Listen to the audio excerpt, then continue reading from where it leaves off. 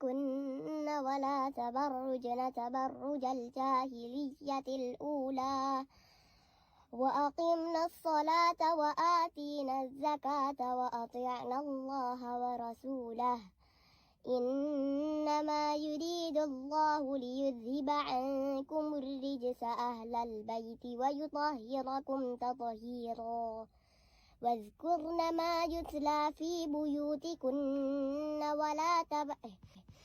من آيات الله والحكمة إن الله كان لطيفا خبيرا